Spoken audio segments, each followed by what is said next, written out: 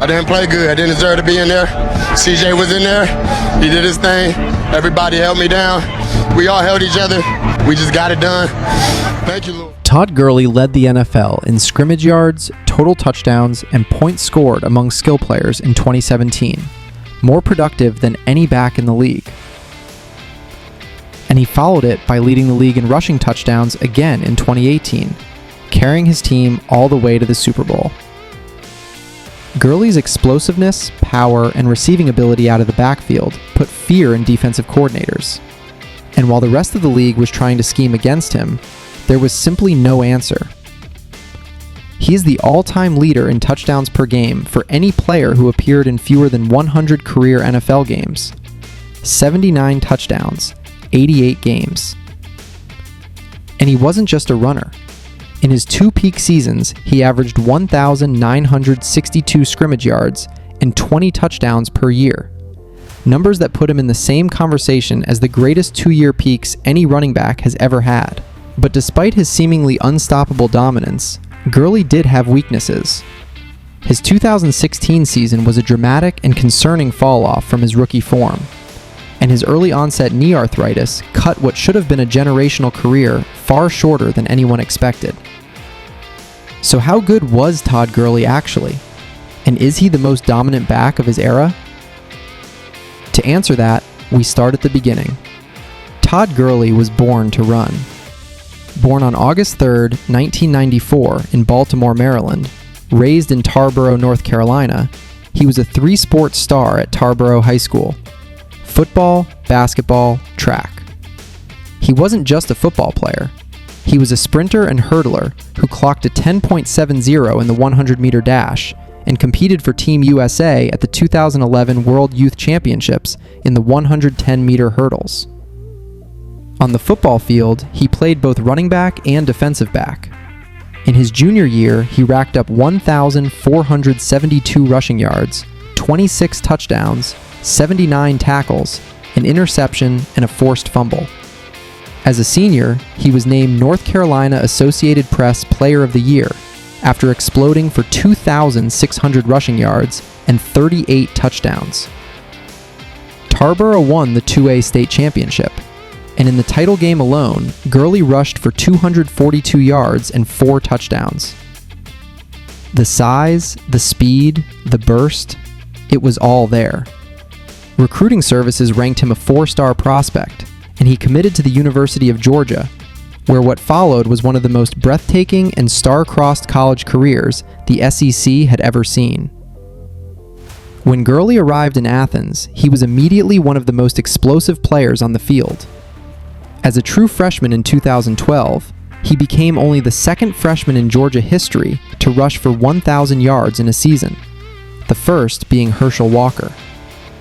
He rushed for 1,385 yards on 222 carries, with 17 touchdowns in 14 games. The comparisons to Walker started almost immediately. As a sophomore in 2013, he battled an ankle injury that cost him 3 games, but still finished with 989 yards and 10 touchdowns in just 11 games. Then in 2014, his junior season, everything was going perfectly, until the universe intervened. He opened the season with 198 yards and 3 rushing touchdowns in Game 1. He followed that with 208 rushing yards against Tennessee, the most by a Georgia running back since Garrison Hurst had 246 against Vanderbilt in 1992. He was playing the best football of his career. Then the Georgia Athletic Department discovered he had accepted approximately $3,000 for signing autographs and memorabilia over 2 years, an NCAA violation, and he was suspended for 4 games. The suspension alone was cruel enough, but when he returned from it, in his very first game back against Auburn on November 15th, Gurley tore the ACL in his left knee. His college career was over. He finished that abbreviated season with 911 yards and 9 touchdowns in just 6 games at an eye-popping 7.4 yards per carry. He declared for the 2015 NFL Draft, having accumulated 3,285 rushing yards and 36 rushing touchdowns in his Georgia career, second all-time in program history at the time, behind only Herschel Walker. Heading into the draft, Gurley was universally viewed as the most dynamic running back prospect the league had seen in years. 6'1", 222 pounds, prototypical size, elite speed, elite power, elite hands out of the backfield. His ACL tear created uncertainty. His rehab prevented him from working out at the combine, but teams believed in the talent enough that the St. Louis Rams made him the 10th overall pick, the first running back selected in the 2015 NFL Draft. It took just a few practices for the Rams coaching staff to realize they had found something special. When the season started, Gurley sat out the first 2 games to complete his recovery before making his debut in Week 3.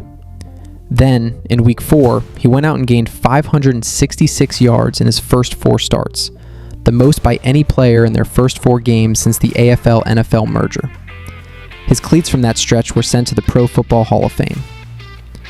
He became the second Rams rookie ever to rush for 1,000 yards and 10 touchdowns in a single season, the first being Eric Dickerson in 1983. He finished his rookie year with 1,106 rushing yards and 10 touchdowns. Pro Bowl, first-team All-Rookie, NFL Offensive Rookie of the Year. It was an incredible start. And then, inexplicably, his second season happened. The Rams relocated to Los Angeles for 2016, and the wheels fell off.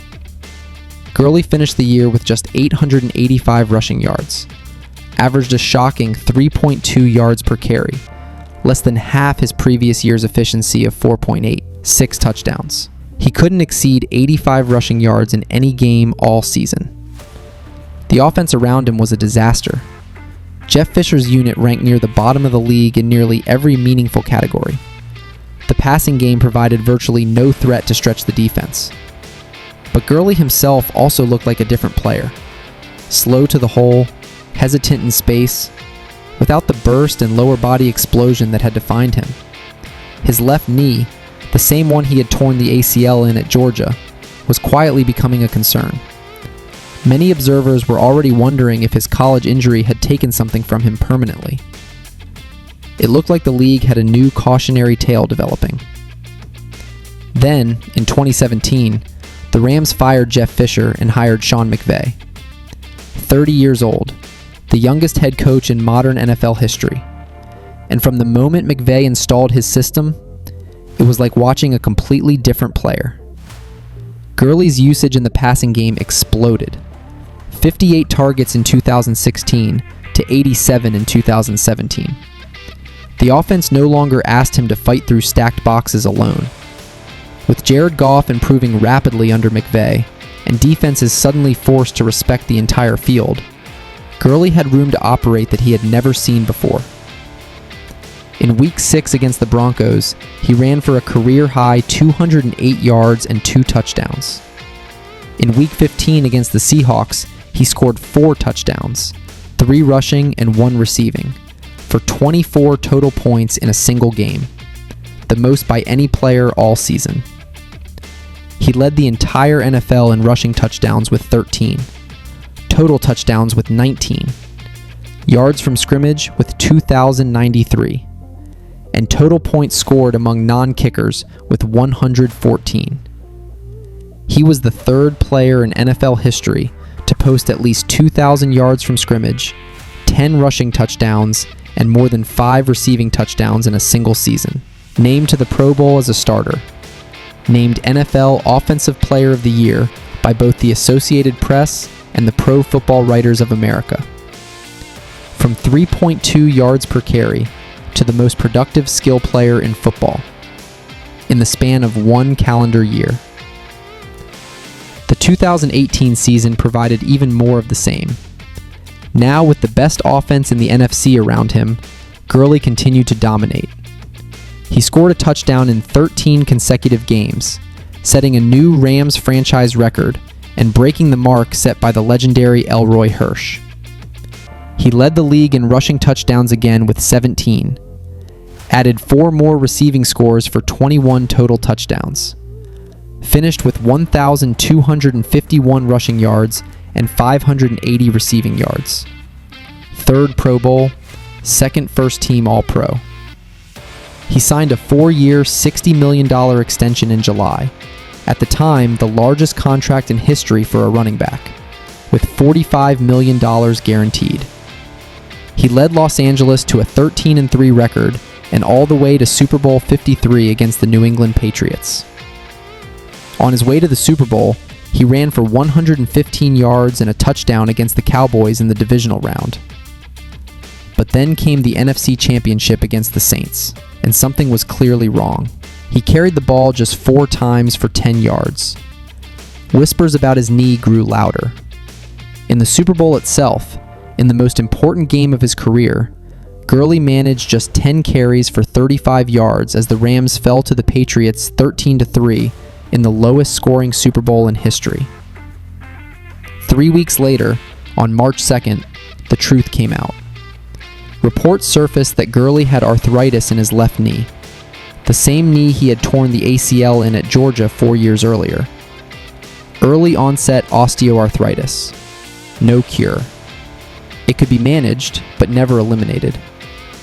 The cartilage deterioration that had likely been quietly accelerating since his college injury had now caught up with him at the worst possible time. The 2019 season confirmed that something had fundamentally changed. Gurley didn't record a single 100-yard rushing game the entire year. His yards per carry dropped to 3.8. He was being carefully rationed by the Rams' medical staff, kept out of goal line situations and high contact moments that would stress the knee. He still produced 857 rushing yards, 12 rushing touchdowns, 2 receiving scores, but it was the production of a managed player, not a dominant one. He was no longer the player who blew through entire defenses or made cuts in the open field that left linebackers grasping at air.